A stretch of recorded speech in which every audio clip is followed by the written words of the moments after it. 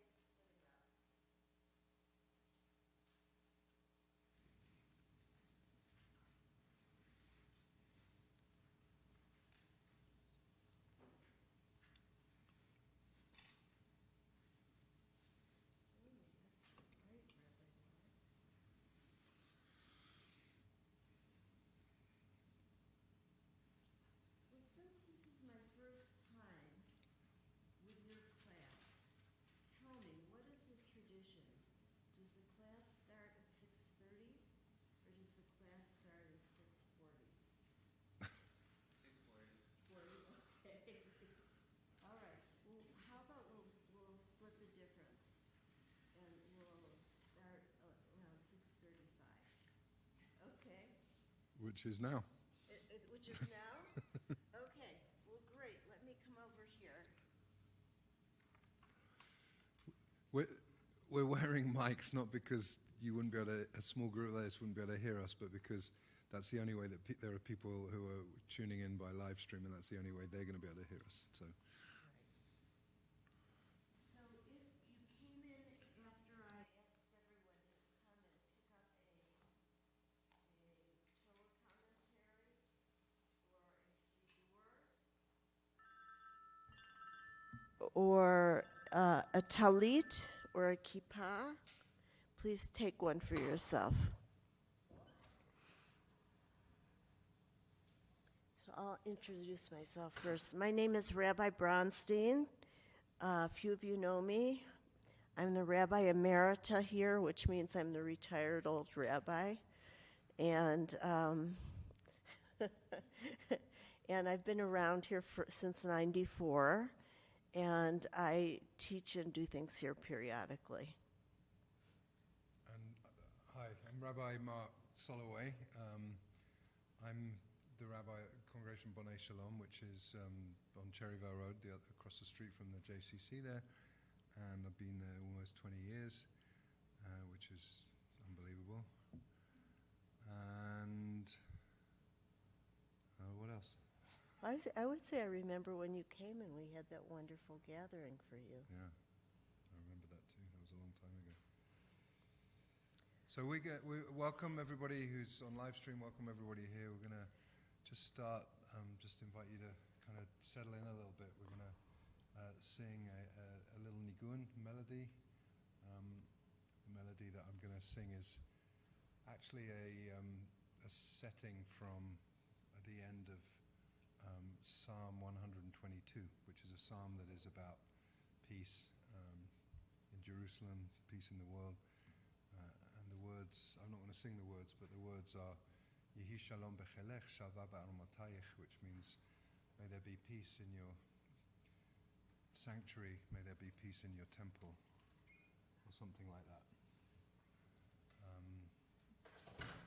And we're going to reflect reflect a little bit before we jump into the structure of the class. We're going to reflect a little bit about, of course, this particular time in this week, which has been so incredibly difficult and painful in so many ways. But for now, we're just going to just settle in and just, it's a pretty simple melody, and if you pick it up, just join in with me, please.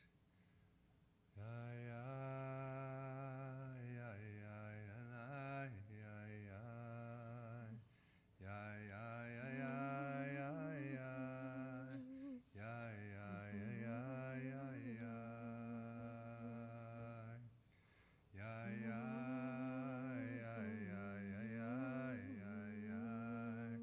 Ya, ya, ya, ya, ya, ya. Ya, ya, ya, ya, ya, ya.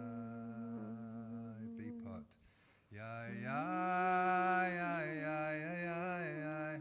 Ah, ya, ya, ya, ya, ya, ya. Ya, ya, ya, ya, ya, ya. Ya, ya, ya, ya, ya, ya. Ya, ya, ya, ya, ya, ya, ya. Ya, ya, ya, ya, ya, ya. Ya, ya, ya, ya, ya, ya, ya. Ay, ay, ay, ay, ay, ay, ay. Ya, ya, ya, ya, ya, ya. Ya, ya, ya, ya, ya, ya, ya, ya. Ya, ya, ya, ya, ya, ya. Ya, ya, ya, la, la, la. Ya, ya, ya, ya, la, la, la. Ay, ay, ay, la, la, la, la. Ya, la, la, la, la, la. Ya, la, ya, la, la, la, la. Ay, ay, ay, la, la, la, la. Ya, la,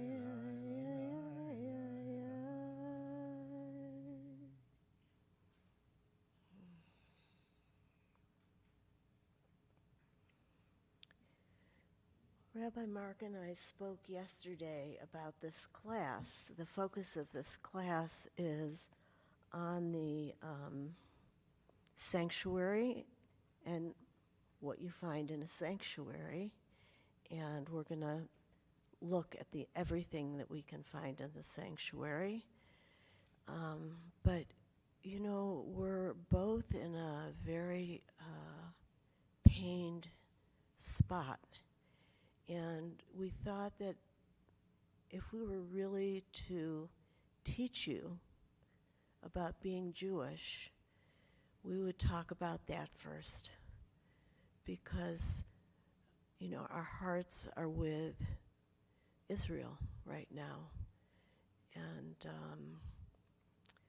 there's a beautiful service last night for peace, and people spoke in all sorts of different ways from very different feelings, from different feeling spots. And I was assigned a poem to read at the very end, which had to do with peace, which is very much like me. But as we went through the service, I felt angry, and I felt scared, and I felt sad, and I felt very impressed by the young women who spoke, but I felt like peace is a dream for later. And so what I want to share with you is that my prayer for this time is that no more innocent people get killed. I have no compassion, to be very honest. I happen to think of myself as a compassionate person and not a very angry person, but I don't have any compassion for Hamas. But there are a lot of innocent people who live at the edge of Gaza Strip and who live in Gaza, and I just feel for them. So I pray for them. Yeah, I would just add that I have not cried like I have this week since my father died in 2016, and I just feel on a very just little things can just trigger very strong emotion in me in a way that I haven't experienced for quite a long time. And I know a lot of people who are either friends of mine whose kids have been called up and that they don't have enough equipment and they don't know what they're doing and they don't know if they're going to be going into a ground war, and and people stationed in the north not knowing if the north is going to be attacked now, and my nephew who was raised in Hong Kong and went to a Jewish school, two of the people he was at school with were at the Peace Festival, the music festival, and one of them was murdered and one of them is now taken hostage, and just story after story. We all have stories. In the Jewish world, what I've really realized is that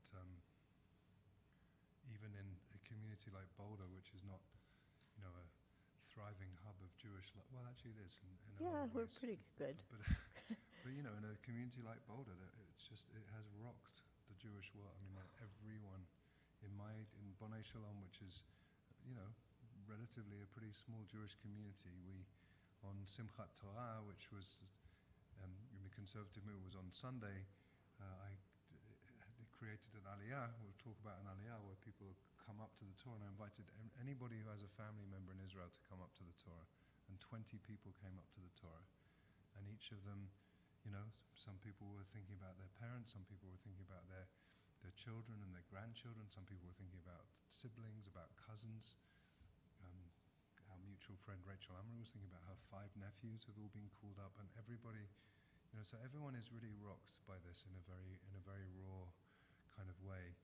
And I just feel I want to say, just sometimes leadership is about being a little bit vulnerable, and I think it's been really, really, really hard for rabbis all over the world, because this is the week after all of the holidays have finished where rabbis are supposed to take a little bit of a break, and there's been absolutely no break. And it's exhausting, and it's hard, and yet we really have to carry on. And what we were going to share, and I'll just sort of summarize it, a colleague, a rabbi in Israel who teaches at Hebrew Union College, which is the Reform Seminary in Jerusalem, a very powerful leader, Rabbi Nama Kelman. She wrote a piece to US colleagues, who were asking, like, well, what do you need from us? And she said, what I need from you is to continue to live a vibrant, kicking, beautiful Judaism committed to our shared future. In other words, keep at it. Mm-hmm. Right? Which is easy to say and a little harder to do, but I think I would like that to be our covenant, as well as praying, of course, for all of the innocent victims of this horrific violence. Just to say, Rabbi Bronstein and I are both passionate about Judaism. We love Judaism. We love Jewish practice, Jewish ritual, Jewish life, the Jewish calendar, and we want to communicate some of that. We don't want to just stay in a place of mourning. Some of the things, there were people in Israel on the same day that people were being murdered who were dancing with the Torah, because there's this idea that we carry on. We don't stop. We don't stop. And so, okay, that's our long introduction. Let's take a breath. Yes. Let's just take a breath. It's a lot. I watched the service on YouTube, and the range of emotion that I felt, Yeah. described it. And what happened for me is that I've been struggling with some kind of converting, whether or not to. My heart just leapt into that is a way of Thank you. Thank you so much. supporting, taking a stand about against anything that looks, everybody can hear this, Well, can't if they? people on live stream. Oh, I'm 9 people sorry. watching right now. Oh, I So apologize. say hello to them and they can hear you. But Hello, okay. You can pass it amongst yourselves, okay? Yes, All right, okay, good, got good, it, good. thank you. where was I? Just wanting. Hold it close, please. What? Oh, right. Am I? Okay, there we go. Sorry. Just wanting to stand with Jews everywhere that have been victimized forever. That I just landed there. That's all. Thank you.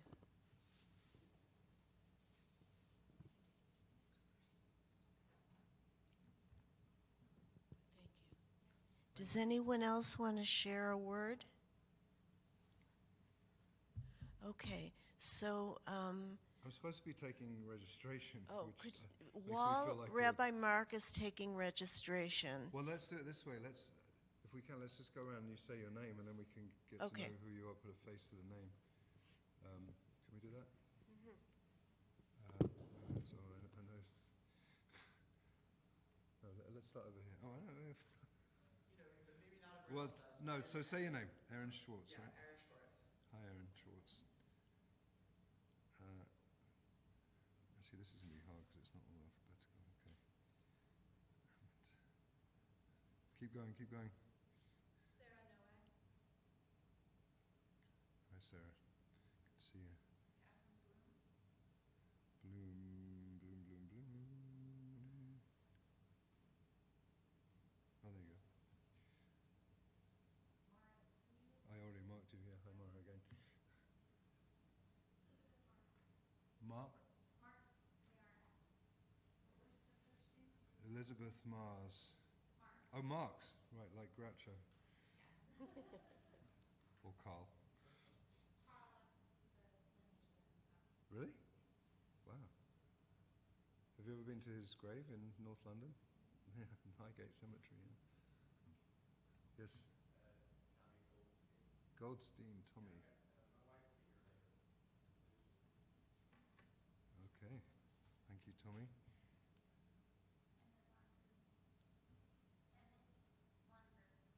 Marker? Emmett. Oh, Emmett. Yeah, Marker. I see you.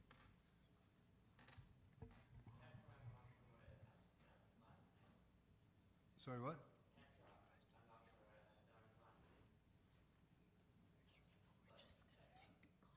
Tetra Soho, it says. Does that work?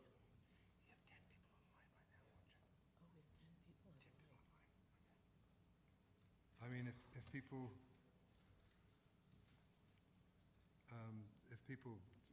want to add the pronouns that you want to be known by, that's fine too. Ben Lieberman. Okay.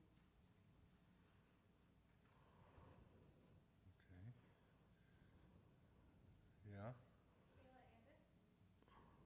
How do you spell that? The last name? Is it? Oh, and yeah, the first one on the list. All right. Liz Wildling? Wilding. Yeah. I'm sorry about this. This is a bit of a cumbersome process, but But we promised. we did promise. Oh, Tetra, I put you here as being here next week, which isn't prophetic, but maybe not true.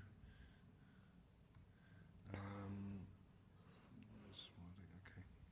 Yeah, we promised that we would do this. All right. Oh, Erin. Well, you want to say your name for everybody? Hi, Erin. All right.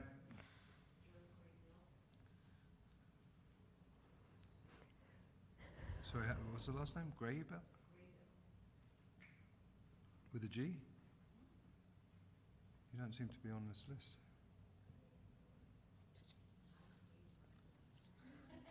Huh? Okay. We'll add you.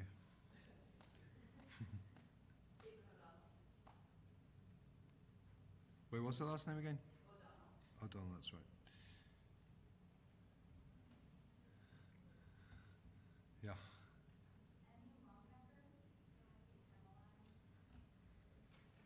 L with an L. Yeah, long necker. Okay, we're nearly through this. Hi, David.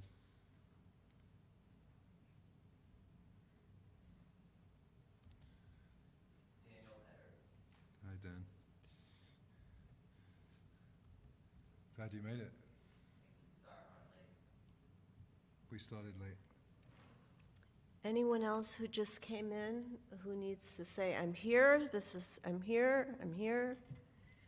And I'm sorry, people on live stream, we can't add you. But we know that Andrew just said there are 10 people on live stream. Yeah. So what we're going to try to remember to do is whenever one of you wants to speak, we're going to go running up to you like Phil Donahue used to do. And we're going to ask you to put the mic like you're swallowing it so the people who are on stream can hear you, okay? And we're really going to get started in a minute. I have a vocabulary list for everybody who's here.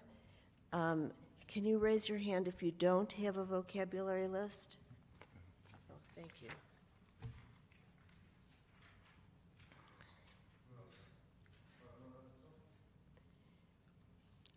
Wow, okay. Okay. So the other thing I'd like to ask you to get, if you don't have it yet, is a kippah, and we have them right by the front door. Like Rabbi Mark and I are both wearing kippot, and a talit, or a tallis, and at Har HaShem we call them Torah commentaries, but it's a chumash, and a siddur, a prayer book.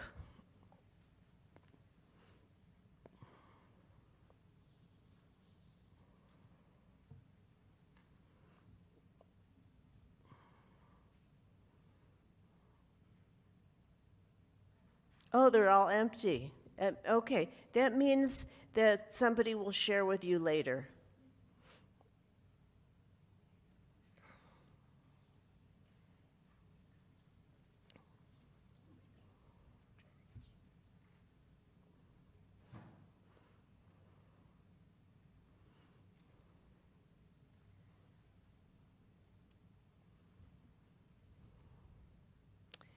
So many, many years ago, I think it was in 1984, I was a student rabbi in Battle Creek, Michigan, and this wonderful woman came up to me and greeted me, and instead of saying, oh, my name is Wonderful Woman, or whatever her name was, she said, oh, I'm the convert.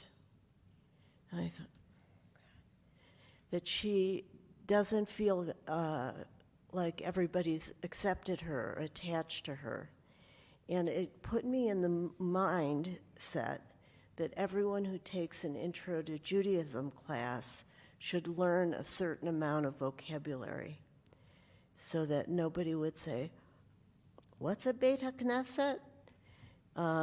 So that's why you all have vocabulary lists, because of the woman who felt like she wasn't at home in the synagogue.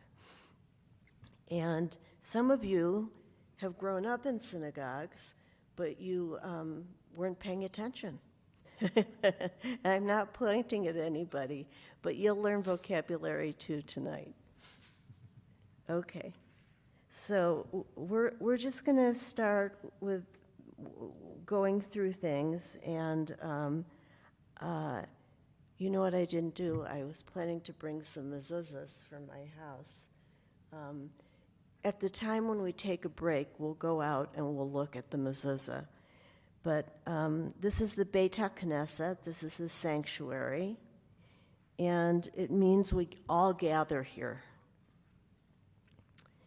And the next word I listed was called Hidur Mitzvah, which means... Can you hear through this? Because I think this is on now. Can you hear this or no? Does it coming through the mic? Because if it's not...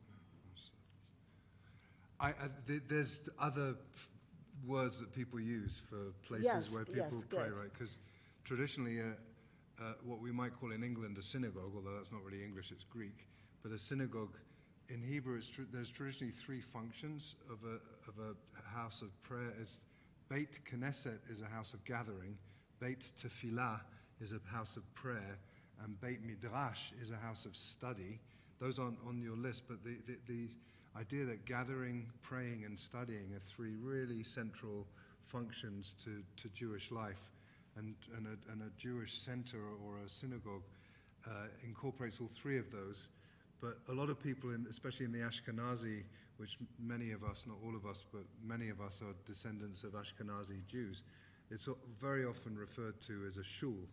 And a shul is a Yiddish word, really, meaning school, but shul is often, like in my community, a lot of people say, you're going to shul this Shabbos, right?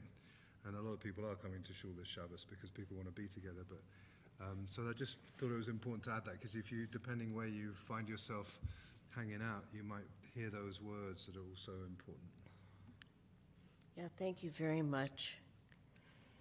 So I thought we're looking at some beautiful things that I would teach you the expression hidur mitzvah. A mitzvah, what is a mitzvah? Can somebody say from an earlier class? Yes. And you know what? Shout it out. Well, we need... Commandment, What is it? essentially, I think is the most, kind of practical one, but it's also that. I'm going to give you this, not because we can't hear you, but because people on live stream can't. Commandment, but I think that's also kind of like missing some of the nuance of it within, but commandment to be fulfilled, or rule, I guess, would be our way to translate it. Yeah, that's. Okay, great. Yeah, that's great. That's Anybody? great. Anyone else want to add anything? A good deed. Something that makes you a mensch. See, he was paying attention. Yeah, he was paying attention. I knew you were paying attention.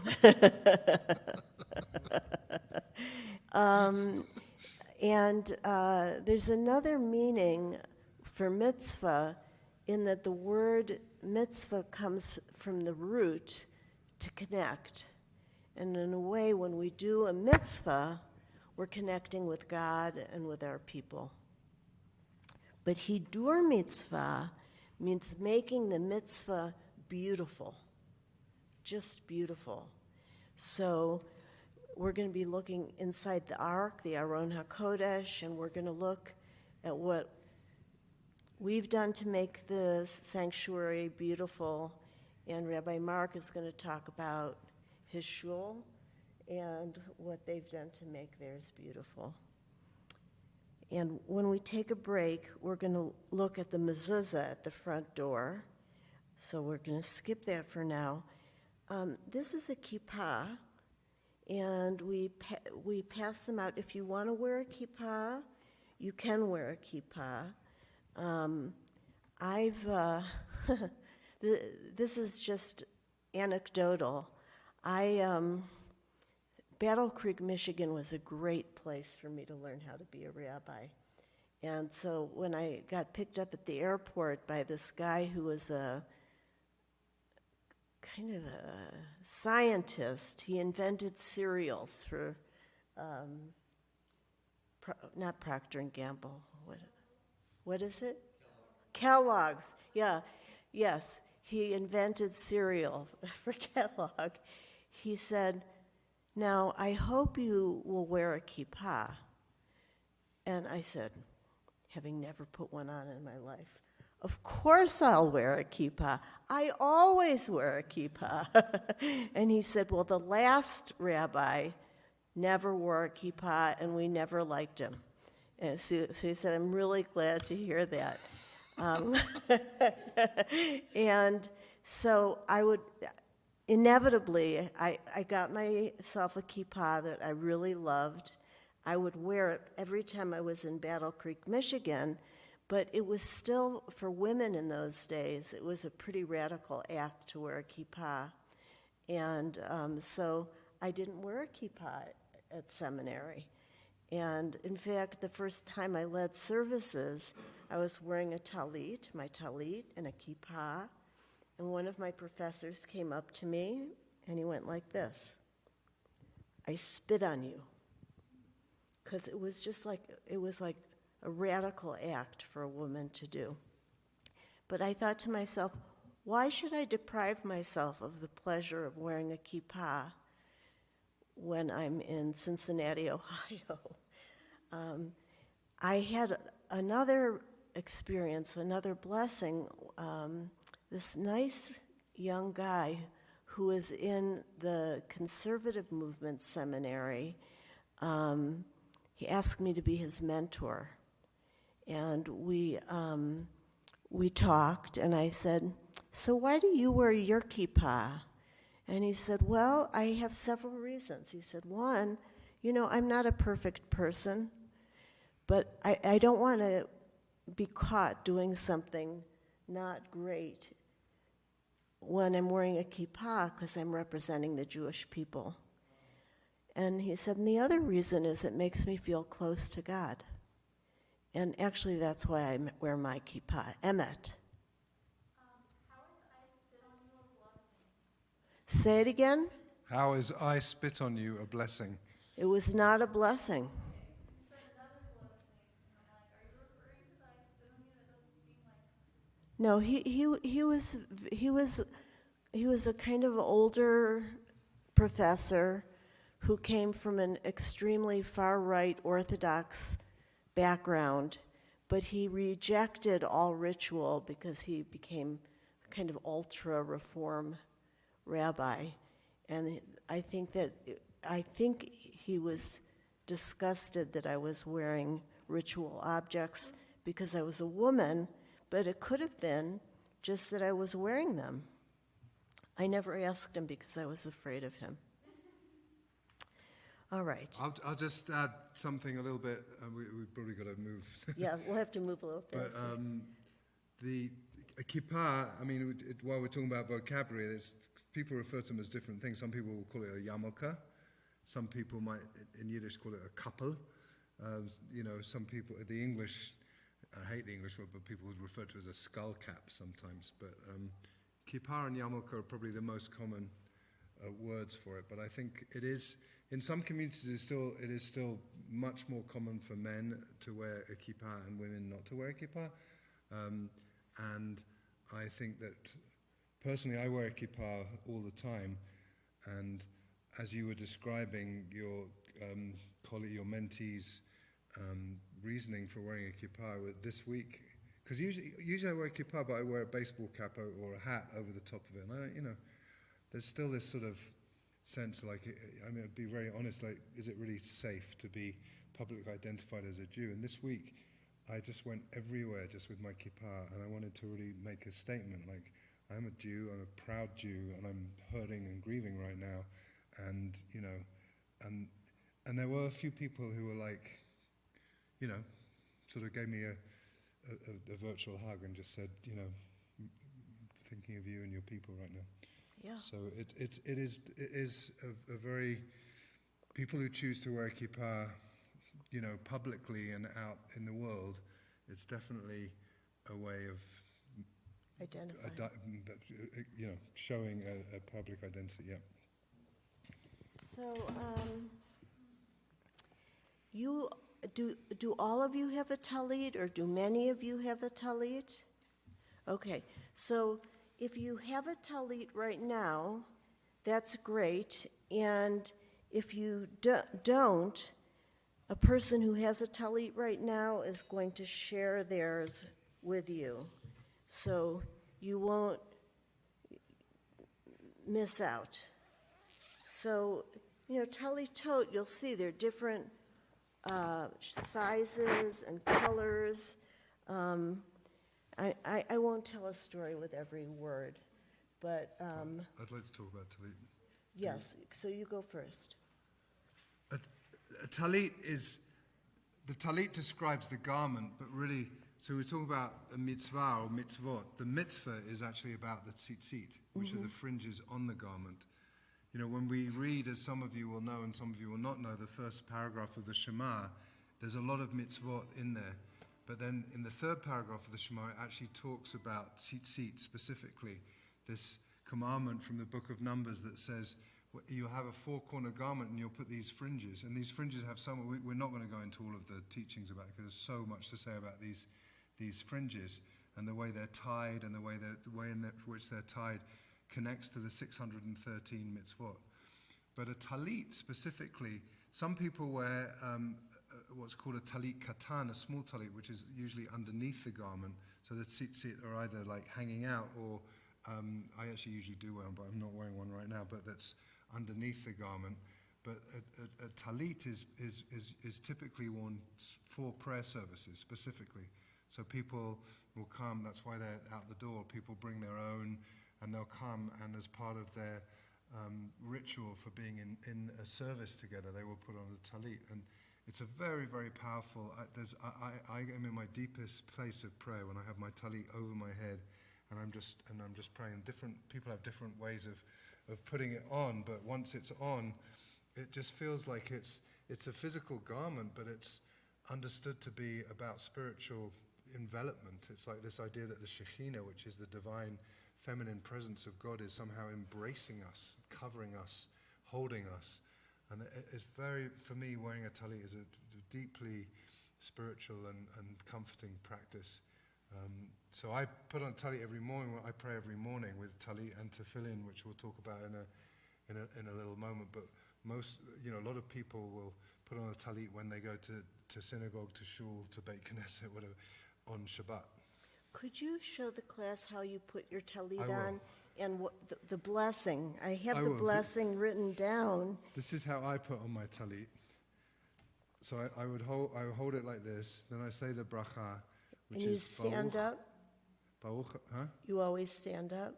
I do always stand up.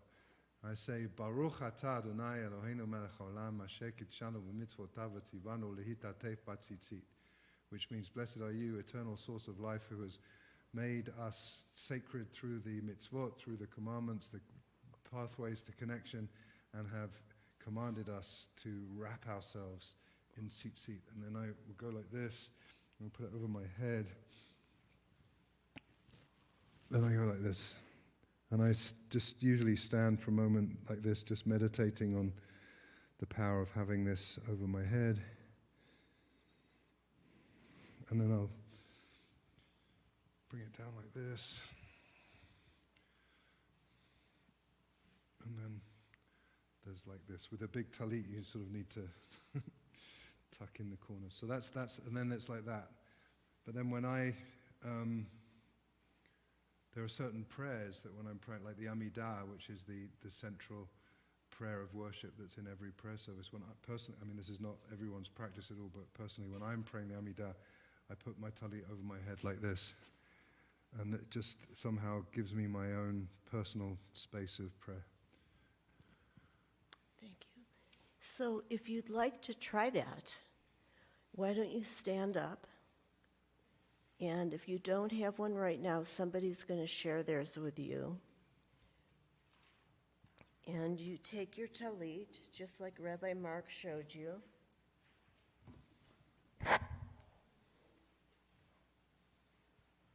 And you hold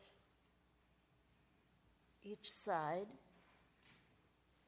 and you say, Baruch atah Adonai, Eloheinu melech haolam,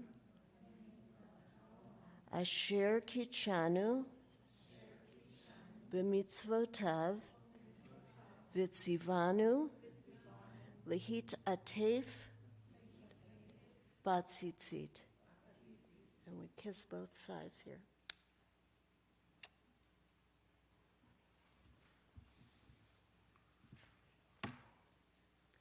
And I don't put my talit over my head, but I should put my talit over my head. Why?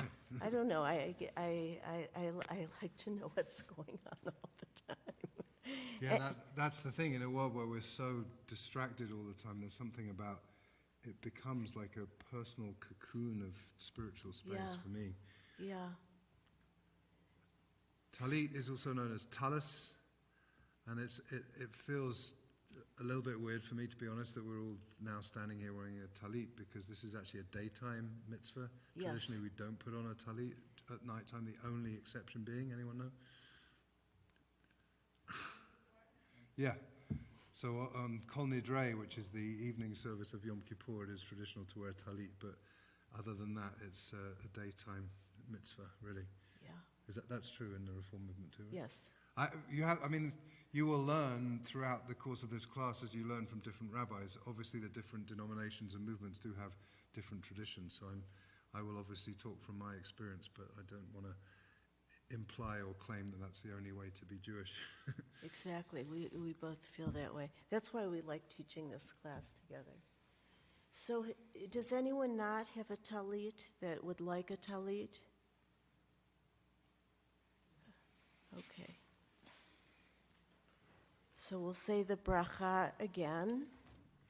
So you're going to want to turn that around, Catherine. Good. Baruch atah Adonai, Eloheinu melech haolam,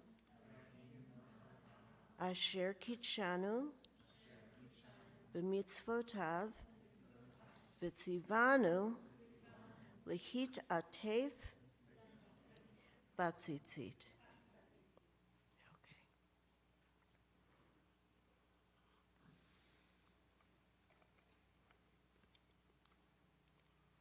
All right.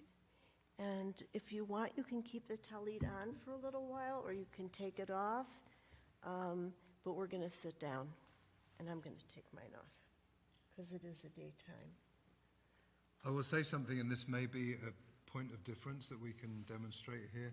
It may not, I don't know, but like in traditional communities, a mitzvah like putting on a talit is something that you only really do once you have if you are on a path to conversion, that when you have completed your path to conversion. And partly saying the bracha, a blessing that has the words in it, Asher k'lishanu mitzvotav v'tzivanu, which means you have sanctified us through the mitzvot and have commanded to us.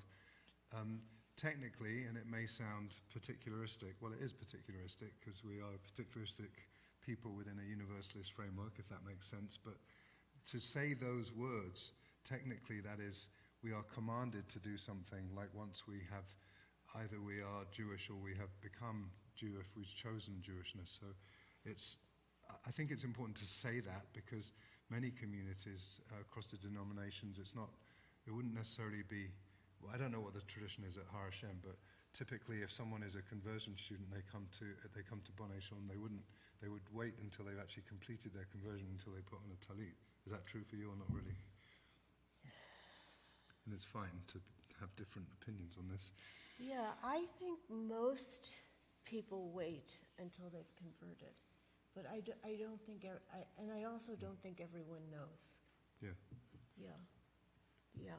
And we're not, this is not, it's just, I think for those of you who are like on a path to conversion, there's something really beautiful about the moment that you've come out of the mikveh and you've completed your conversion, that you're now like, you are what we would say mitzvah, you are now obligated to keep the mitzvot in a way that someone who's born Jewish is, and there's something very powerful about having some of these that are kind of waiting for you, so to speak. Right. All right, enough of that. Also, I think it's important to mention that when you grow up as a Jewish person, you get given your talit at your bar mitzvah typically. Yeah. By someone who, like a grandparent or someone who really Yeah. cares about you. Yeah, and that's a very meaningful. Do you want to just repeat that for the Yes, so what Ben said was, when you grow up Jewish, it's one of the beautiful experiences is when you become bar or bat mitzvah, when you come of age, somebody who's very important in your life, like a grandparent or a parent or someone who's been to Israel and brought you a talit from Israel, comes up and they present you with your talit, and it's your talit and you say the bracha for the first time, the blessing, and you say the shehechianu because it's the first time you've ever put on a talit.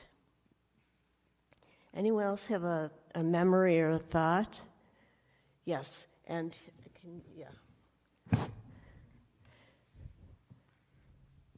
Can everyone say their name again? Because I'm really not good at My name is Joe. Joe, right?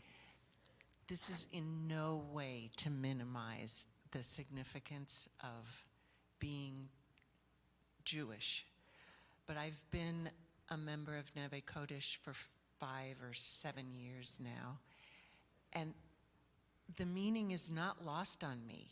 I mean, I put the talit over my head and I get it. I feel it. That's all. Mm-hmm. Yeah, that's all.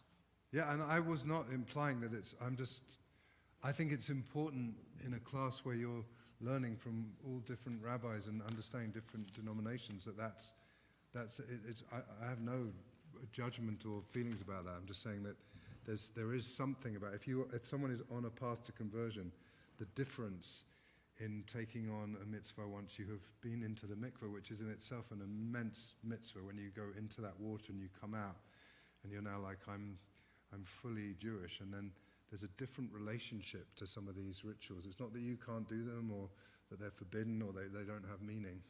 So I hope that makes sense to you. So both Rabbi Mark and I are going to show you the Sidurim that we use at our congregations.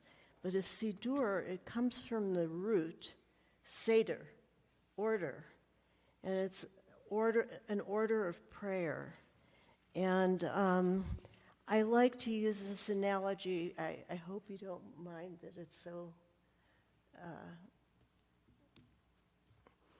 it's not so official. But you all know where Nederland is, don't you? So just imagine that there was a small congregation in Nederland, and a few Jews went there, and they didn't have any learned people to teach them. And so they kind of knew the theme of each prayer, but they didn't really know the prayers, and they didn't really know the order. So what they decided to do is they sent a letter to the big yeshiva in New York City, the big study place in New York City, and said, we're kind of lost out here in Nederland. Could you send us a message back about what should be in our prayer book so that we can pray properly? And that's actually what happened centuries and centuries ago. There was a Rabbi Amram ben Sheshna HaGaon, the leader of the Talmudic Academy in Babylonia. That was like the New York of the day. And he wrote the first Sidur in 875 of the Common Era, and it was written for scholars. But later, a Sidur was written for people like you and me. And it was like getting a note from Nederland. And then over the generations, the Sidur has evolved because it's grown. It's, it started one way, and then prayers were added to it, and prayers were added to it, and prayers were added to it. When the Reform movement came along, they chopped a whole lot of prayers out of it. And now we're adding prayers back into it. But the Sidur is, I would say, an evolving thing. And it starts from one place.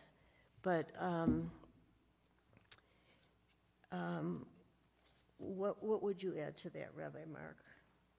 I would add that I've got about 4 shelves in my own personal library of different Sidurim, different prayer books from all over the different denominations, Ashkenazi, Sephardi, Mizrahi, which is I actually really like the prayer books from Mizrahi, which is the congregations of the East, like North Africa and the Yemenite and Moroccan Sidurim, And they all have different qualities to them. They all have slightly different language, slightly different prayers. A more traditional siddur, and neither of the ones that we're showing you are fully traditional siddur, will have all of the weekday prayers, all of the Shabbat prayers, all of the holiday prayers in a kind of compendium. And I always think when I'm teaching B'nai Mitzvah kids, I think it's really interesting to look at the contents page and just see all of the different prayers, the blessings for different occasions, the blessings before and after eating food, the blessing for seeing like amazing, beautiful things in nature, as well as, you know, special occasions like prayers for Israel, prayers for, you know, Israeli Independence Day, whatever it might be, and then, you know, all of the different makeup of the prayers. And traditionally, a traditional prayer book often, some prayer books start with Ma'ariv, which is the evening service, because we're going to read in the Torah this week, we're reading the story of creation. For each day of creation, the Hebrew says, Vayere vayivoke yom, whatever day it is. So there was evening, there was morning, day 1, 2, 3, 4, 5, 6, 7. And then it's like, well, 6, because 7's Shabbat. But so it says there was evening, there was morning. So a Jewish day, as we know, because Shabbat starts on a Friday evening, a Jewish day starts in the evening. So sometimes a siddur will start with the evening service and then go to the morning service and then the afternoon service. Very often they'll start the morning service and the afternoon service. Traditional Jews pray 3 times a day.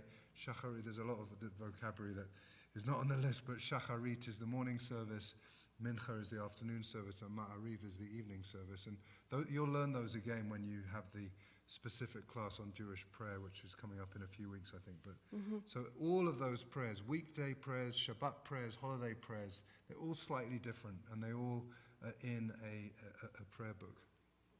Yes, so, I don't know, since at the advanced age of 65, the Reform movement's had about 4 or 5 different prayer books that have been completely different from each other.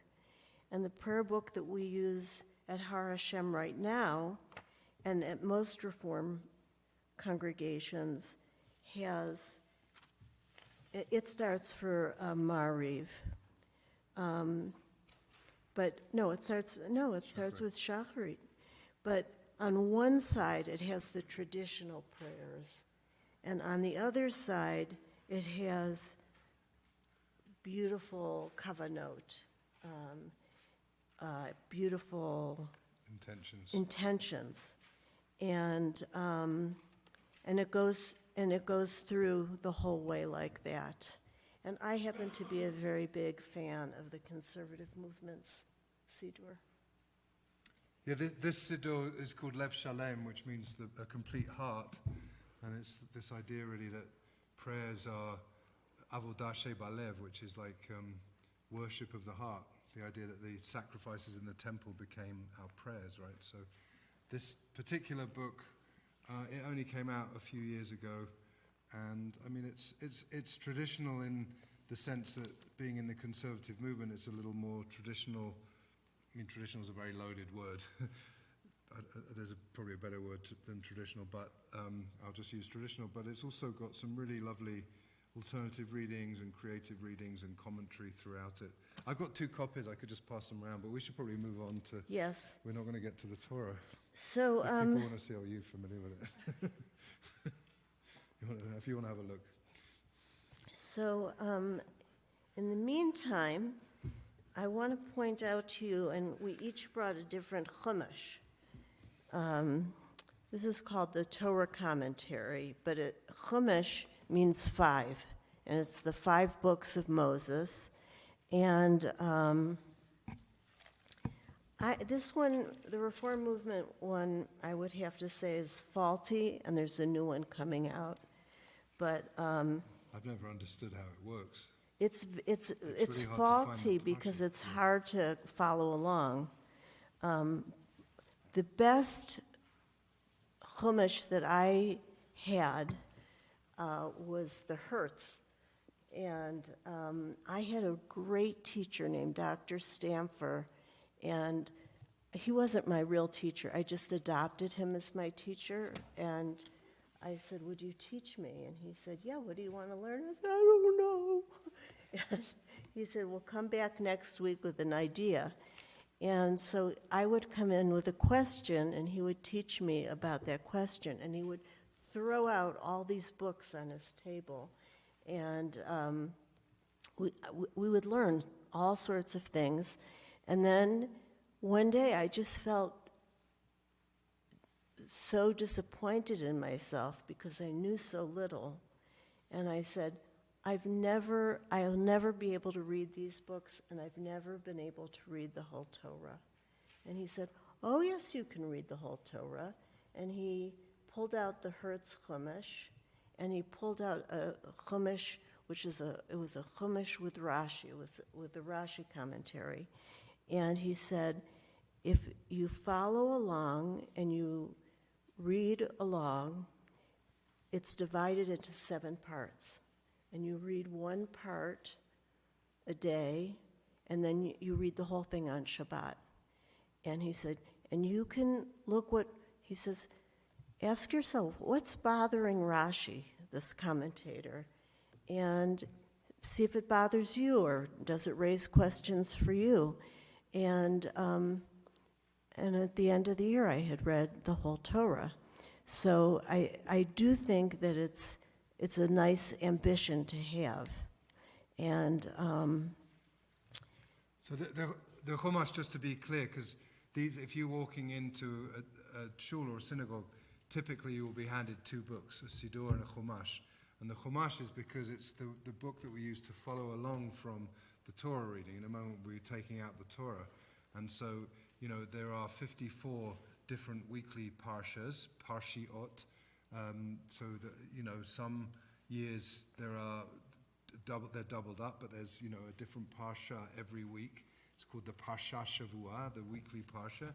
And this week we happen to be at the very, very beginning because we just had Simchat Torah, so we're at the beginning. But this Chumash is called the Eitz Chaim. It's divided in a traditional way in that each parsha is just there as the parsha, and then there's a bit of commentary. It's the one that we use at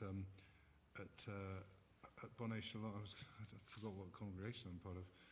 It's been a week. Huh? it's been a week. But this was edited and compiled by a teacher of mine in rabbinical school, Rabbi Dr. David Lieber, who was a wonderful, wonderful teacher.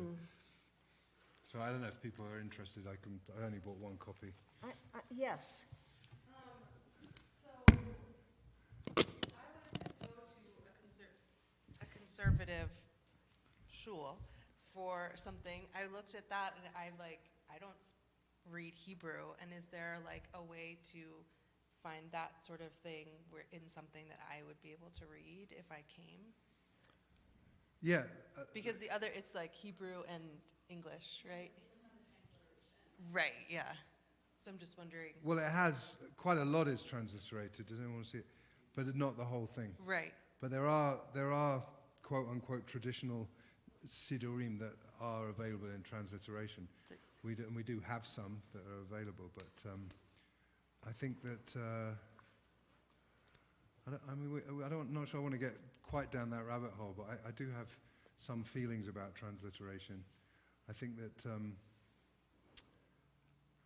there's something about, in my view, about Hebrew liturgy it's kind of like poetry that communicates something without having to be understood, and without even there are some people many people actually have come to a Bonei Shalom not knowing any Hebrew, not able to read Hebrew, and they find the chanting of the prayers so deeply meaningful and meditative, and then they've got the book and they can look at the commentary and the transliteration, and so and again, Reform and Conservative movement have different views on this. I don't think prayer is about everybody saying the same thing at the same time. I think it's about everybody finding their space, and we create ways in which people create that space. We don't have to all be literally on the same page at all. When we go into the Amidah, it's like it's a silent personal prayer in my community, and people, some people will read the traditional prayers, and some people will just meditate, and some people will do whatever. It's like, so I think that, I would encourage everybody who wants to live a Jewish life to learn Hebrew. It's really important to learn Hebrew, both to be able to read it and a little bit to be able to speak it, to understand some of the language of prayer.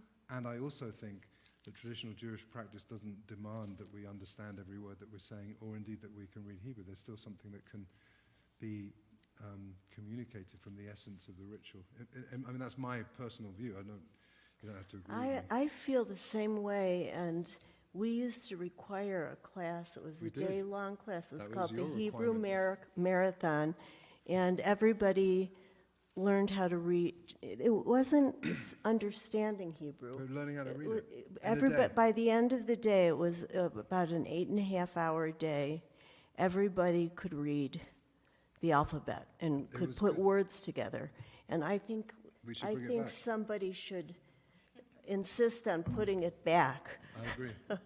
So I'm going to ask you all to come up here for a minute, and then we're going to take a break. But I just want to show you two things. And if you don't want to come up here, it's not the end of the world. But you'll get to see something nice. So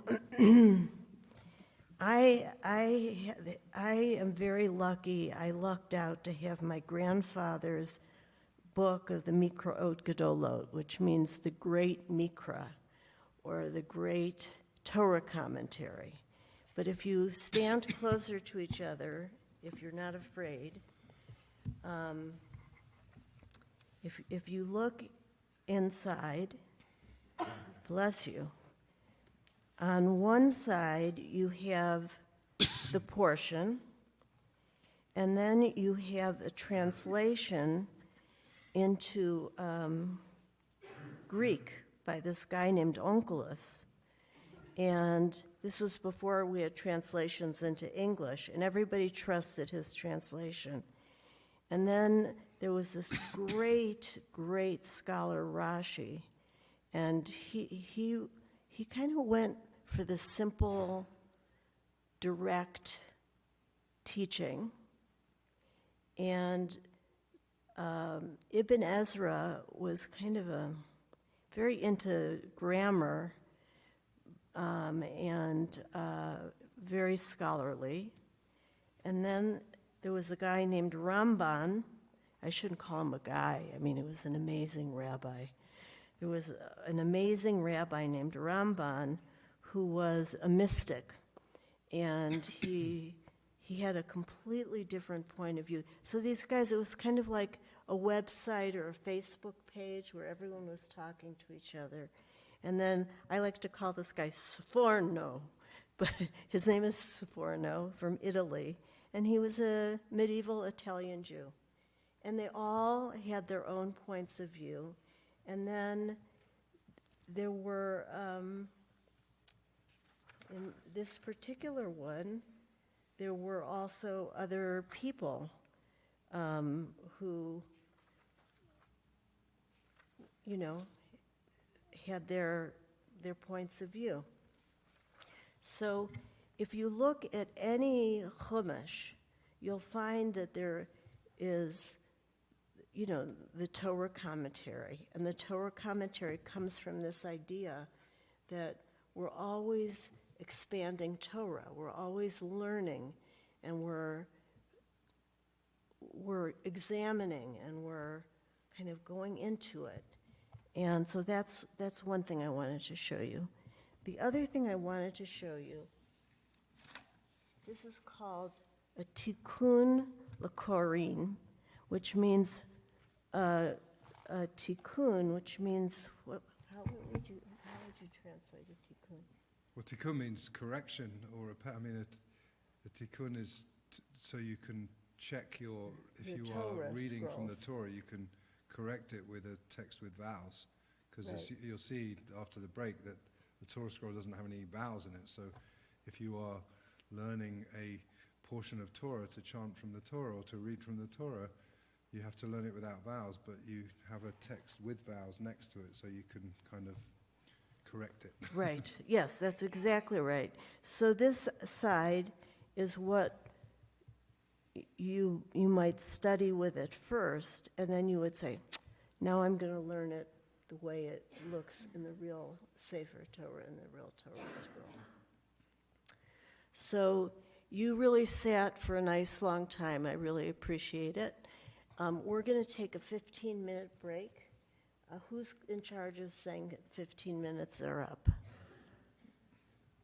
Who would be willing to do that? Siri's going to be in charge of saying that. Siri, will you have your Siri Do we need a that? full 15 minutes? Yeah. We don't usually. Do you usually do 15-minute breaks? It's been dependent on. Let's the do 12 stage. minutes. 12 minutes. Siri will tell us in 12 minutes. Okay. And, okay.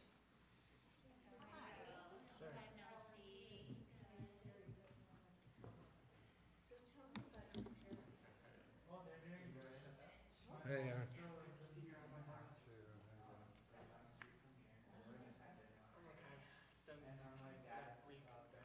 So glad to see you're doing okay. I heard about your bike accident. Great.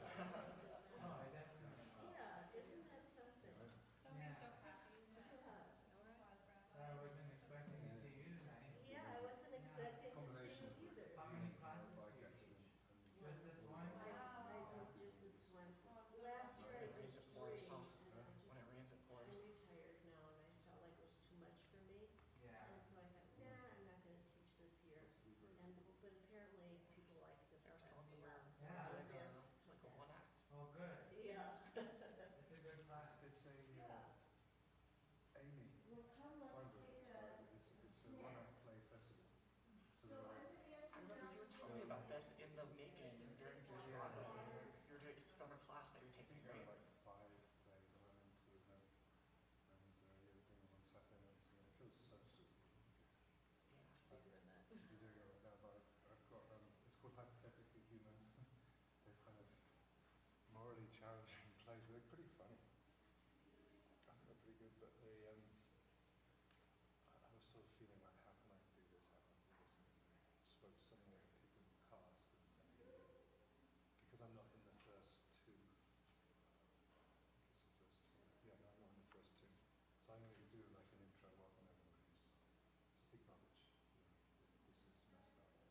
this is messed up. Because I think like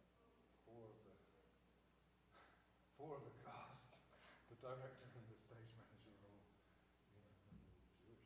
So they're all in it. Anyway, Wendy's in the, wrote Wendy's in it. one of them or something, right? Oh, Wendy's she's in it. I think one of them, yeah. I know I got an email from you and her. Yeah. but- And Lisa is who was in Jewish Broadway. Oh, she's, I didn't know that I knew she was. Both of the plays I know we're playing. Yeah, we're a couple. Well, sort of a couple in both of them actually. Are these original like Yeah, one acts that were yeah. written in? They're new. No. They're all written by writers that Amy's really connected to a whole lot of playwrights. Okay. Cool. How was your summer at Rockies? I think this is the first time I've seen you since Really? Jewish. No, since the Older Jewish Festival was last time. That was right before you went off to Vermont. It was a long time ago. We've met up a couple times, but I don't think you have. Yeah, you guys have moved to Brothers Law. What's that one? I know when we have come, it's when you've been out. Yeah. And then we're out of town when you're there. It'll happen. You around this week? Come to this place? Yeah, on Sunday night. That's the Sarah's plan. birthday this weekend. Celebrating. Yeah, Wendy, I think Amy Beth too. Is it? Oh my gosh, it's like the whole crew. Amy Beth, Lisa, Wendy.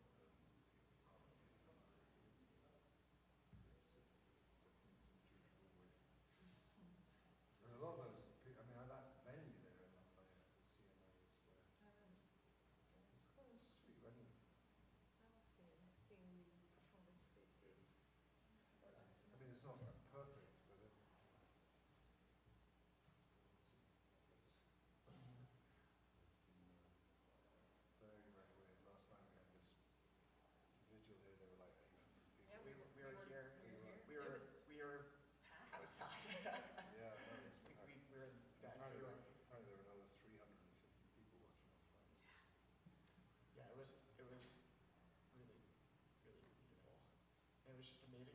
I don't think I've ever, besides the Israel Day Parade that I would, in New York City, that I would march in growing up, that was, might have been the biggest, like, group of Jews I've been in the United States.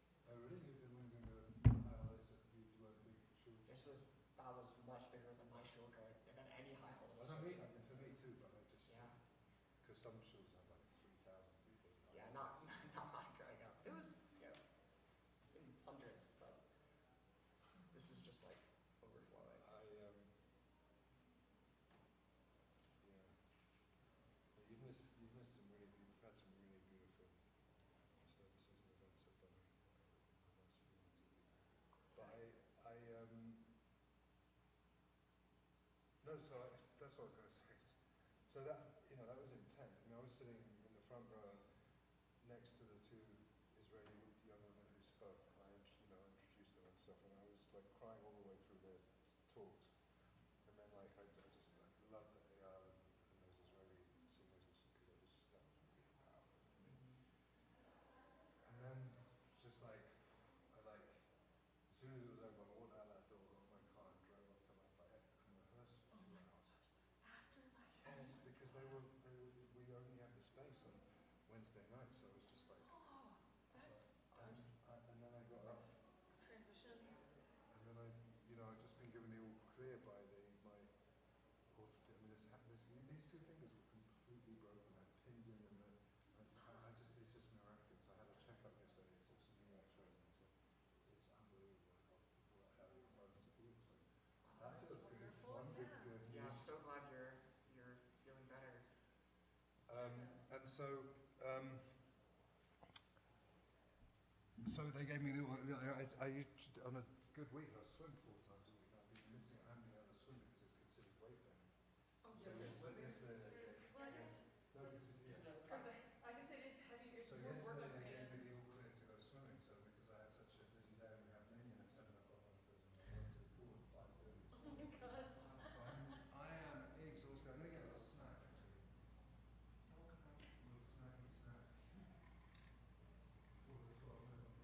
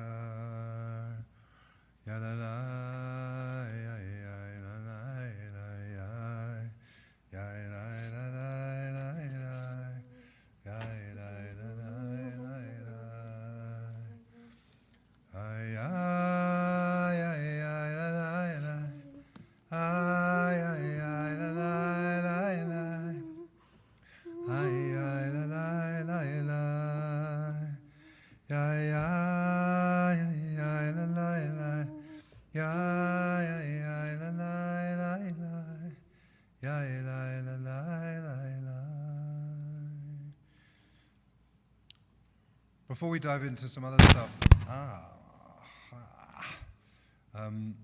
sorry, what's your name again? Joe?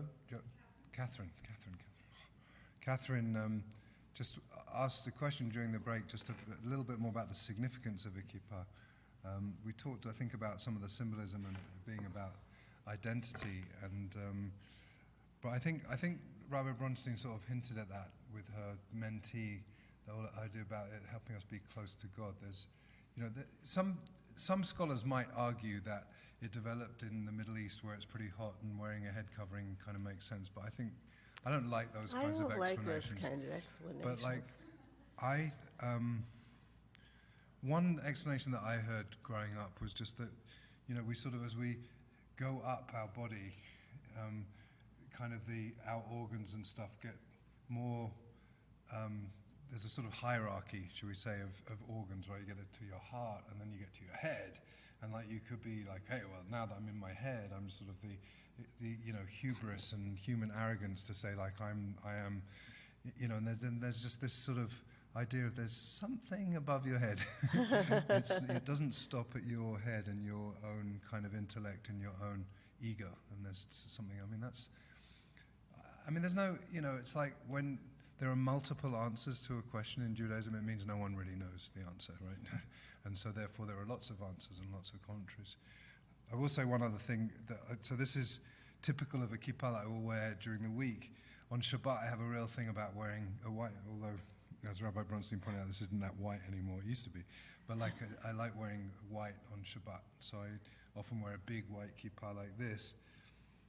And this is a very special kippah to me because this was the kippah of my beloved teacher, Reb Zalman Schachter Shalomi, who was my private teacher who people think I'm a conservative rabbi, but really I'm a Jewish renewal rabbi who works in a conservative shul.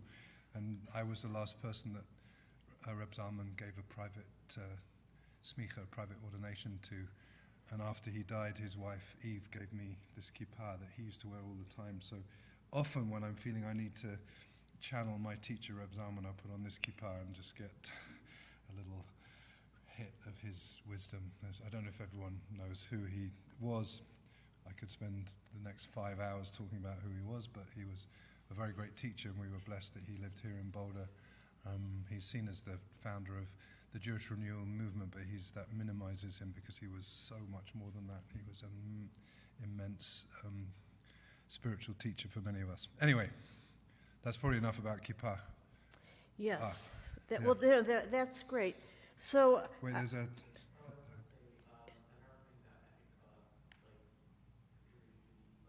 Wait.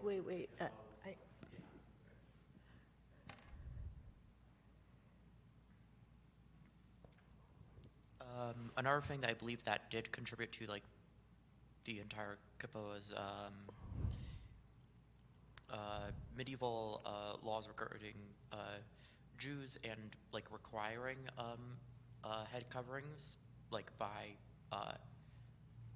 to like distinguish.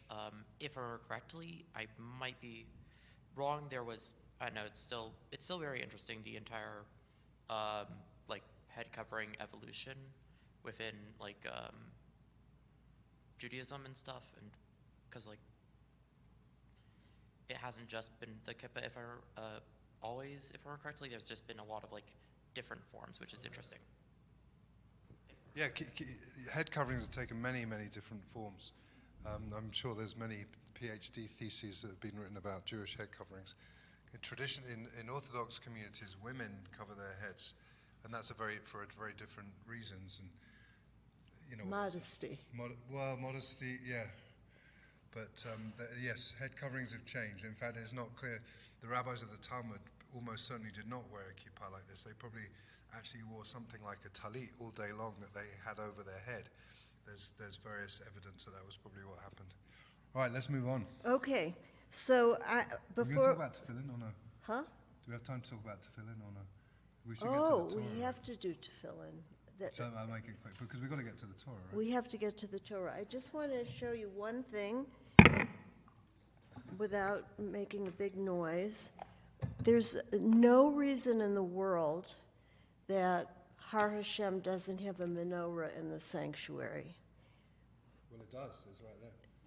I know, but it's because I brought it for class from my living room. So maybe I'll make a complaint to the current rabbi. No one ever made a complaint to me, and I wasn't ready to give mine up. But it reminds us of the temple in Jerusalem. And it's different from a Chanukiah, a Hanukkah menorah, which has 8 branches. This has 7 branches. And now we're going to kind of move up to the beam. Yes, Emmett. 8 plus the middle for Hanukkah. Yeah. That's not a Hanukkah menorah. But this is like the one they had in the temple. This is the one that they had in the temple. Shall I quickly do tefillin first, or do you want to move to the top? I want to, what do you want? I want. Rabbi Mark, what do you want? I'm going to quickly talk about tefillin. Just 'cause- Okay. But, Okay, so just if you wouldn't mind jumping back to the last page, you'll see the word tefillin. So I'm going to try and make this really quick. We could have a whole class on. Well, we could have a whole class on each one of these things, but tefillin is a ritual that is Orthodox men will put on tefillin every day.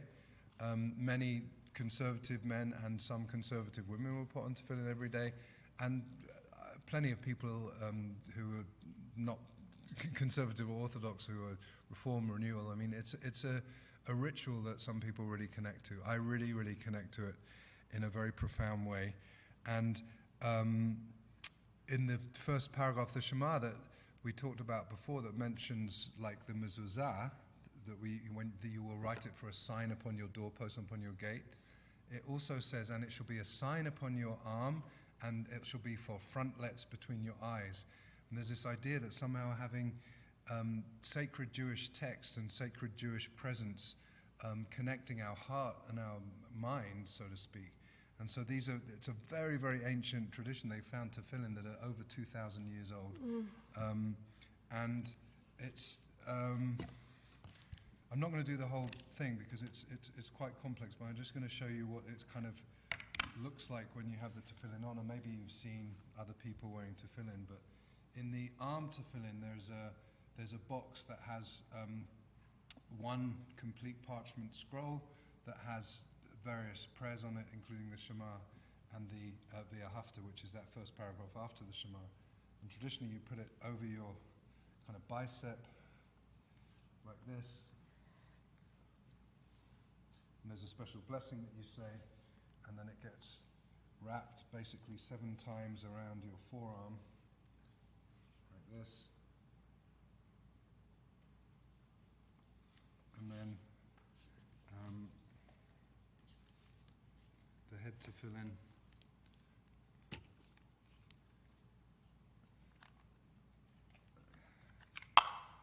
goes, the head tefillin, if you look closely, there are 4 lines down this. This is all made out of one complete piece of leather.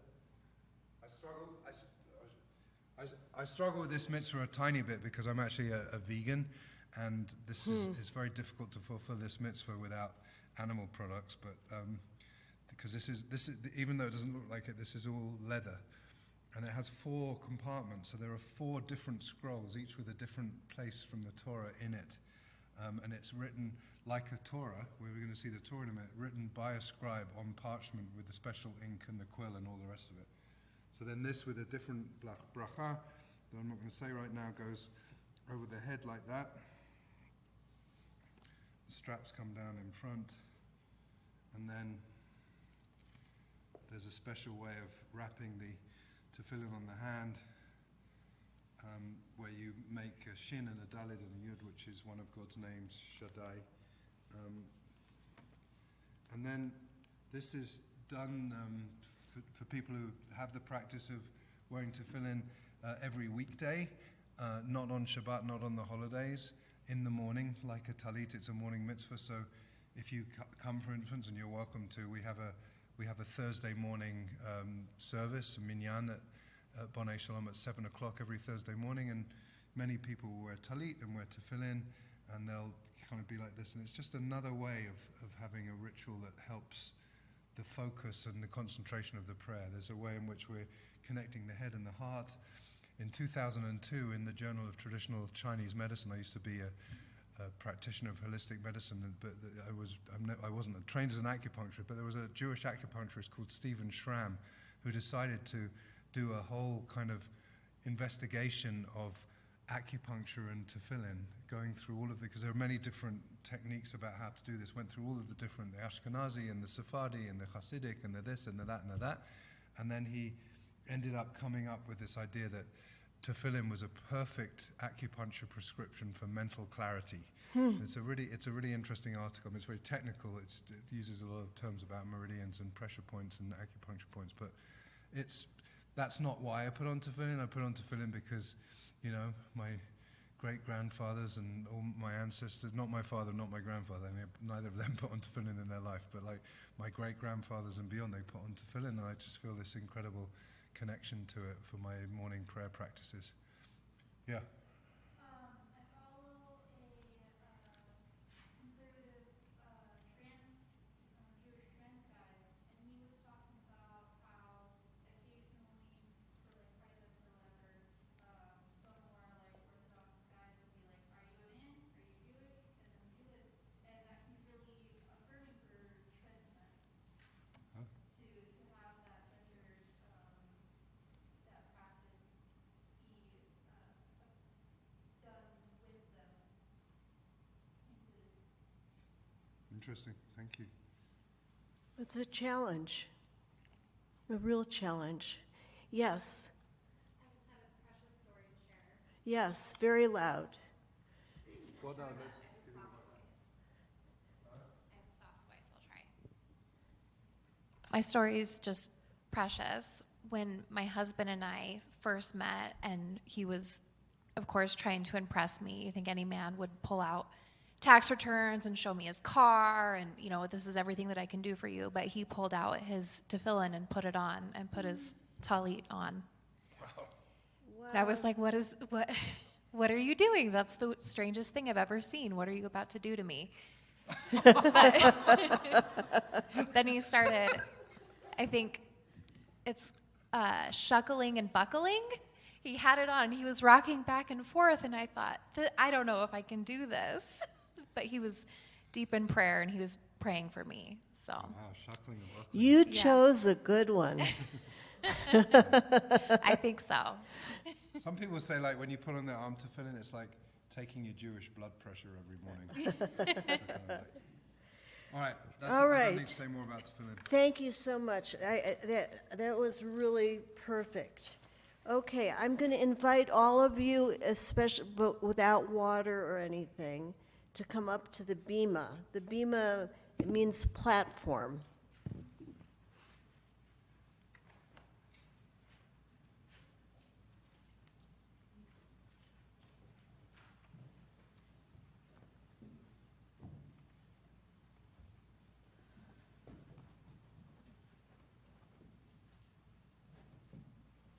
So, this is the Ner Tamid, which means eternal light.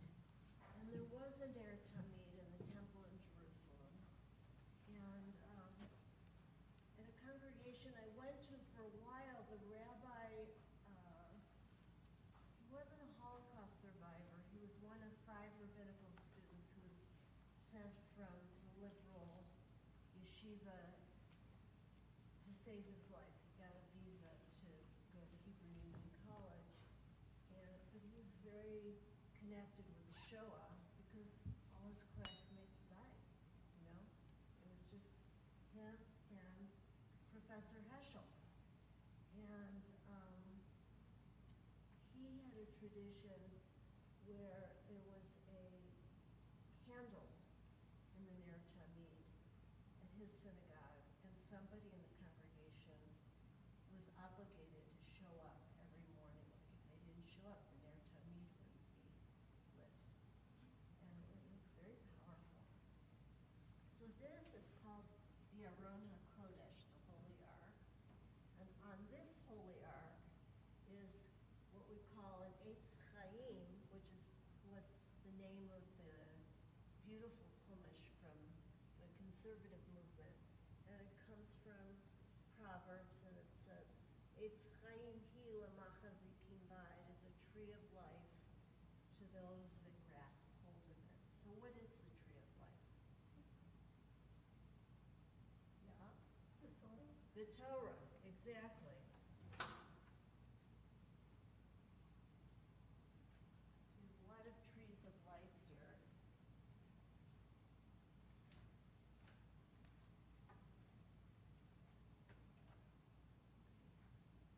So, this,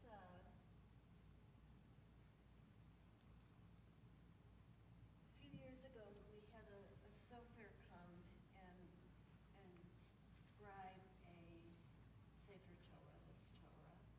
And everybody had a chance to kind of put their hand on the quill that he was using. And he would help them fill in a letter. And then everybody, we had a tradition of making wimples, which are Torah binders. And over the weeks, people said, oh, my letter is Yud, or my letter is Lamed, or my letter is Nun. And people, so that this is how we've kind of, this is our Hidur mitzvah, our decorating the mitzvah. These are called rimonim. And rimonim have several meanings, but here it means, what would you call it? The word rimon means pomegranate, but Right. it's always the word that's used for the bells that Right. at the top of the. Right. And down below, there's something called a Keter Torah. Maybe Emmett can bring it up to us.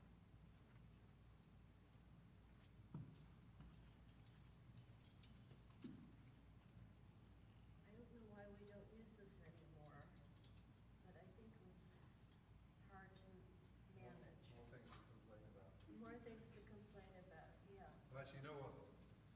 People on live stream will not be hearing any of this. Sorry, people on live stream. I'm going to bring this mic up. Thank you so much, Mark, Rabbi Mark. Yeah, so this is the Keter Torah. This is a crown, and you can see that it's meant to go on the top. Probably wasn't meant to fit on that one so easily, but it was a challenge, you're right. This is called a choshen, which means breastplate. And this is a way of really decorating the Sefer Torah, the Torah scroll. And all of it is based on the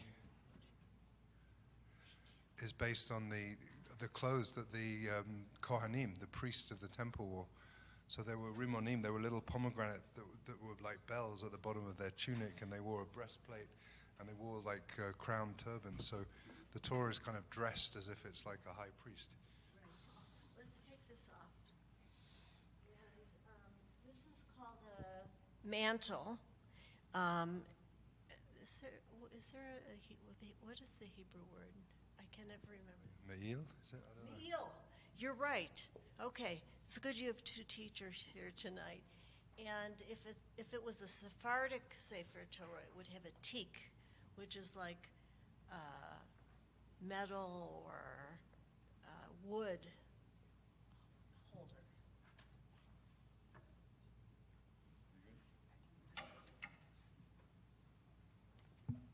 So we're going to move back down here.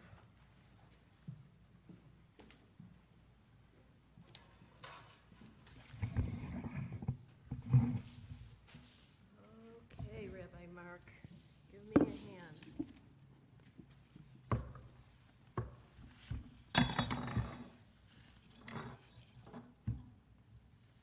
And this is the yod. Pull that off. This is the yod. This is the yod. And we never touch the Torah with our fingers. We use the yod to follow along. And Rabbi Mark said, I want to chant Bereshit one more time this week. right? I did. But I want to just quickly, I know we got time. I mean, I can't help saying, because this is like a brand new Torah, and it's beautiful, and the whole community participated in creating this Torah. At Bonai Shalom, at the very beginning of August, we received a very, very different kind of Torah. There's a project in 1964, there were 1,564 Torah scrolls that were found in a warehouse in Prague that had all survived the Holocaust, and they had been confiscated, pilfered by the Nazis, and they were made from all over Moravia and Bohemia, former Czechoslovakia, and they from synagogues all over the region, and they'd all ended up in Prague, and they'd all been kind of stored there by the Nazis, and they were discovered, 1,564 of them, and through various rabbis, some of whom were rabbis that I knew later as my teachers, and big philanthropists, all 1,564 of those scrolls ended up at the Westminster Synagogue in central London, a Reformed Progressive synagogue in central London that took all of them. And a few days, maybe a few weeks after they arrived there was a sofer. A sofer is a scribe, traditionally, who writes, the Torah down. Very orthodox man. Didn't speak any English, he spoke Yiddish. He was in central London, he saw that there was a synagogue. He knocked on the door and he said in Yiddish, Ich bin a sofer, I'm a sofer, a scribe, do you have any Torahs that need repairing? And the woman who answered the door just happened to speak Yiddish. And she said, actually we have 1,564 of them. This man who was called David Brandt spent the next 27 years of his life working every single day to restore those Torah scrolls. And then they were, the ones that were able to be restored and repaired and made kosher were sent to communities all over the world. The idea was not to keep them in a museum, but to send them out to become the biggest museum that was all over the world. So there was a Torah scroll that was written in Prague in 1775 that was one of the scrolls that was in that collection. It was one of the first to be moved out of the Westminster Synagogue. It went to an Orthodox synagogue in northern England. That synagogue closed down. It went to another synagogue in northern England. That synagogue merged with another synagogue, so it was returned to the Westminster Synagogue. And on July the 31st this year, I, with a whole film crew and 2 people from my congregation, went to the Westminster Synagogue and received that Torah for our congregation. And we flew back on United Airlines Flight 26 from London to Denver on August the 1st with a Torah scroll that we had a massive dedication for. So it's like, I have to, it's just become such an important story. And now, it's called the Czech Memorial Scroll Trust. So they're on permanent loan to congregations. We don't own it, but we have it for as long as we operate as a congregation. And one of the deals that we make is that every bar and bat mitzvah will read from that Torah scroll. So next Shabbat we have our first bar mitzvah who's going to be reading from that Torah scroll, and he's so excited, and they will all learn the history of that Torah. So it's just, it feels so important that it's so different to having a beautiful brand new Torah and having a Torah that has like such a story attached to it. I just couldn't help tell that story. No, I think I'm so glad you told that story. There's a tiny little Torah scroll in the corner, and there was a family, now I can't remember the town in Germany, but they had visas to get out before the Nazis came. And there were 2 Torah scrolls and a Megillah. And the town said, look, you guys are going to get out, you're going to live, rescue our scrolls. And so our Megillah isn't our Megillah, it's a loaner from that family. But it's a whole different experience to chant from these. You've been I think I have my fact right, but so the whole reason these tours existed in Prague was that the intention of the Nazis was to annihilate and eliminate and make the Jews extinct. This museum was intended to be basically a museum of extinction. Basically, that's correct, although there are slightly different, scholars have slightly different versions of that history, but if anyone's been to Prague, has anyone been to Prague? I mean, Prague is an amazing city, and the Jewish Museum is a museum that is all the different synagogues and the cemetery and the where the Chevre Kadisha, the burial society, had their offices and all of that. So it's not one contiguous museum. And part of the story is, yes, that Hitler's intention was to make Prague a museum of the extinct Jewish race. And so things were perfectly preserved. That is, but at the Czech Memorial Scroll Trust, they tell the story in a slightly different way that says that's not entirely historically true.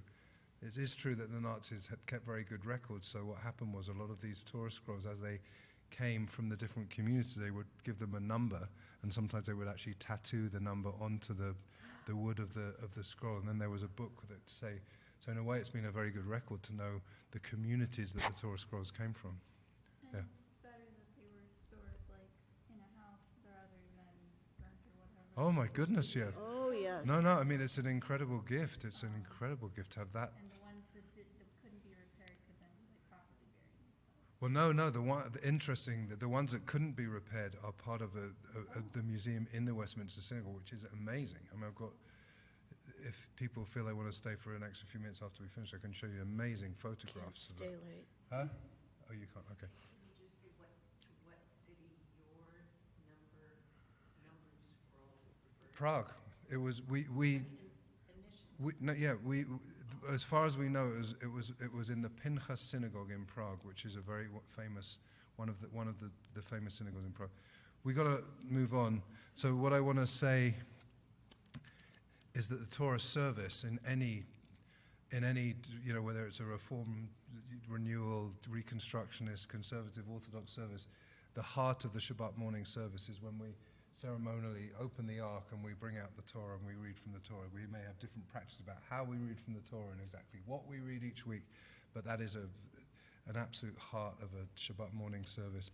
Traditionally, the Torah is also read on Monday mornings and Thursday mornings because those were the market days in the days of Ezra, and there was this idea that people would gather in public and hear a part of the weekly Torah reading. So. You can see if we're obviously, God, it's a beautiful Torah. Wow, I've never seen this Torah before. These 8 seem gorgeous. Aren't they beautiful? So you see the very first letter of the Torah is a bait, and it's a big bait.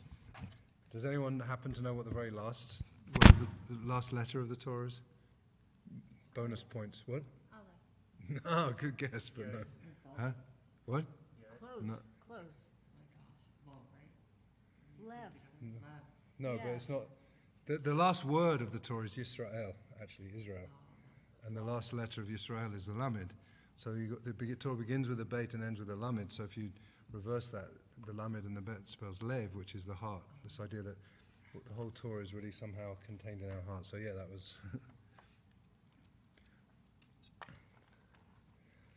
בראשית ברא אלוהים את השמיים ואת הארץ, והארץ הייתה תוהו ובוהו וחושך על פני תהום, ורוח אלוהים מרחפפת על פני המים, ויאמר אלוהים יהיו ויהי אור, וירא אלוהים את האור כי טוב, ויבדל אלוהים בין האור ובין החושך, ויקרא אלוהים לאור יום ולחושך קרא הלילה, ויהי ערב ויבוקר יום אחד.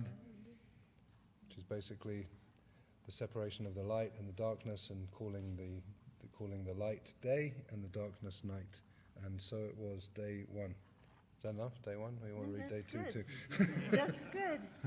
Does anyone have any comments or questions before we continue? And Is the melody always the same? No, good question. no, that's a great question. There are trope marks, and again, in the Torah script itself, it's just the letters. There's no vowels and there's no trope marks. But if you look back in your Chumash or your Torah commentary, you will see that as well as the vowels, there are trope marks, which are cantillation marks, right? But the cantillation marks are always the same, but the ways in which those cantillation marks are sung are very different. They're different for Sephardi communities, Ashkenazi communities, German communities, Polish communities. It's all very, very different. In fact, the chant that I was just using is probably not the chant that is typically sung here. It's this chant that I grew up with in England, which is more like German tradition. So anyway. Yeah, so can I'm going to just chant a little bit because I'm chanting it on Shabbat and I know it. but you'll hear the difference of the melody. Vayachulu hashamayim va'aretz v'chol tzvam, vayachal Elohim bayom hashvi'i, malachto asher asa, vayishbot bayom hashvi'i, mikom lachto asher asa, vayevarech Elohim et yom hashvi'i, vayikadesh oto, kivo shavat mikom lachto, asher bara Elohim lasot, which has to do with God finishing all the work of creation and resting on the seventh day.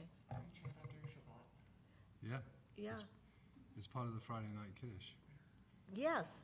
Yeah. Vaychulu hashamayim v'haaretz v'chol tzvam. Yeah. So I'm going to be chanting a clump here, but I thought I would chant. Yes, Emmett.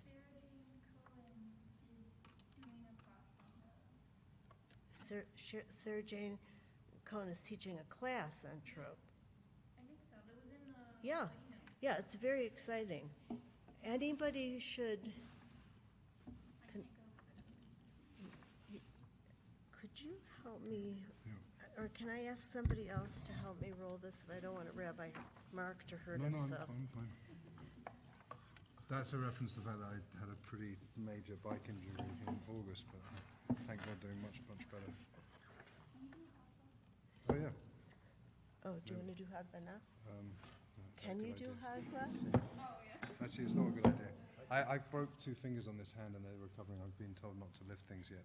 Yeah. So no, probably not. But Hagba is where we lift up the Torah Yes. like that and then turn around and everyone gets to see the words inside. But Right. I think that's a risk right It's now. extra hard too because the one side is super heavy compared Well, to I'm a This is the lefty. hardest one in the Yeah, this year, is the except hardest for the one. last one. yeah.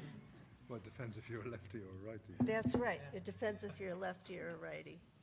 So you're a lefty and you broke your left hand. I Oh, did. goodness. I did. But thank God Okay. it's healing really well. Does anyone have any more questions or comments as we're putting the Torah away?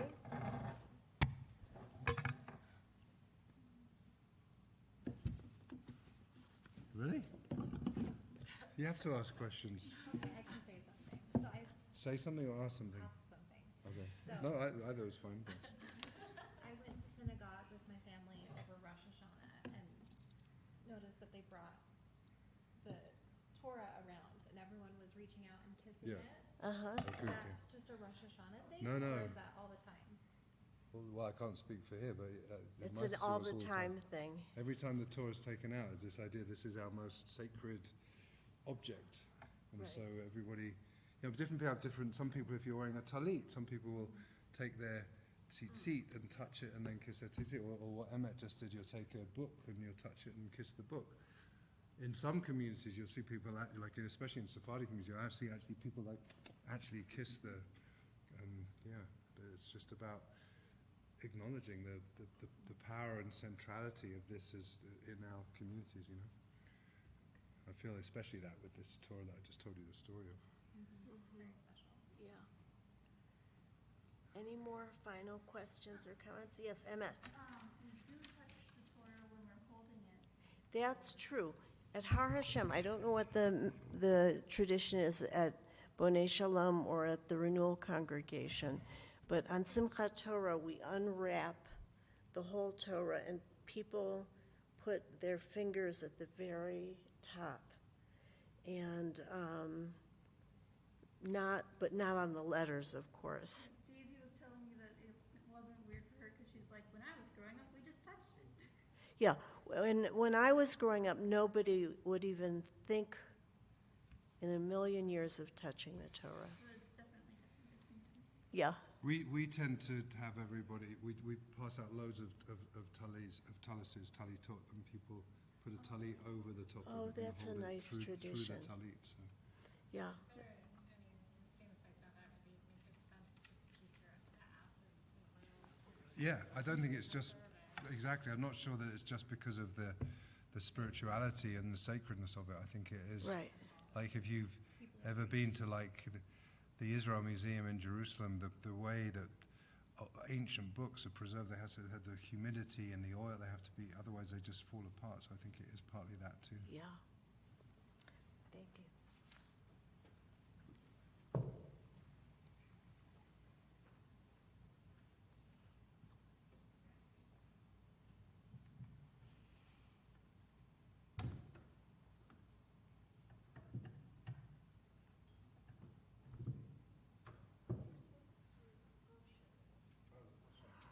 Is that breastplate down there? Something like this there? And the breastplate, by the way, says Torah Tziva Lanu Moshe, which was actually from the very last parsha that we read on Simchat Torah, where we read the Torah was commanded to us through Moshe, and it has that song, you know, Torah, Torah, Torah, Torah, Torah, Torah, Torah, Tziva Lanu Moshe, Torah. Doesn't it go?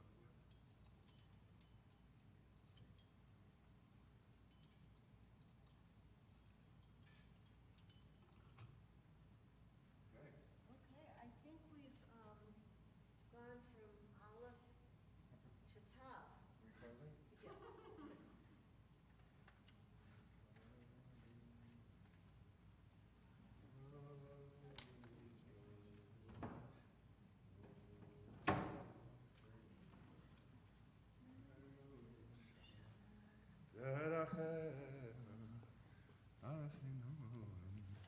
Well, let me see if there's anything else that we meant to teach you tonight. I think you've really, We've covered a lot. we've covered a lot and you've absorbed a lot. And I guess my final question was to ask Rabbi Mark whether there were any ritual objects at Bonei Shalom's sanctuary that we don't have here.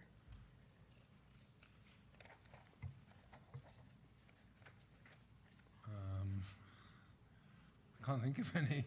Okay. I mean, something that we both have, which you may be curious about, the boards with the lights on them. There's a whole idea of when people are observing a yard site, which is the time of year that they're on the Jewish calendar that their loved ones died, kind of light up their names, and then traditionally people would light a candle. In Hebrew it's called a ner neshama, a soul candle, and in Yiddish it's called a yard site candle. And there's this idea of bringing down light on the death anniversaries of loved ones to kind of honor the elevation of their neshama.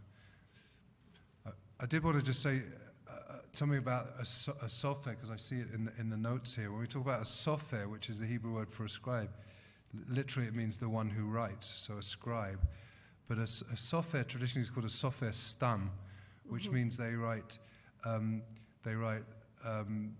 Torah, they write tefillin, which you And saw, the mezuzot. scrolls in the tefillin, the mezuzot, which we'll look at on the way out of the building, and Torah scrolls. So traditionally a scribe does all of those things, and it's very, very sacred work. Very, a friend of mine is an artist, but he was a sofer for a while. He's not religious anymore, so he felt he couldn't do that anymore. But he wrote a Sefer Torah. It took him 2 years working every day to write a Sefer Torah. So when people think, oh, Torah, like, how much do you think a Torah costs? I mean, it can cost a lot of money, but if you think about it in terms of someone's actual, if you would calculate, that would be so low, so below minimum wage, it's not even funny, right? Someone's working 8 hours a day for 2 years, and then they sell a Torah scroll for like $20,000. I mean, it's like nothing, right? So it's like there's a lot of work goes into a Torah scroll. Yeah. Well, thank you all. You've been a great class tonight. There'll be another great class next week, and you'll be such a great class again. And good to see it. Then thank you those. I hope you could see and hear enough if you were on live stream tonight to make the class meaningful. And I am teaching the class again in a few weeks. I don't remember exactly when, but I will see you when I'm next there at the JCC. And thank you. Yes. Emmett, what did you ask? Take what with you? Oh, the course. vocabulary is for you. So that you don't say, oh, I'm the convert. We're gonna- That you don't know the vocabulary. We're You gonna really t- need to know the vocabulary of We're going to Judaism. test you on it next week. Do we have to turn these off?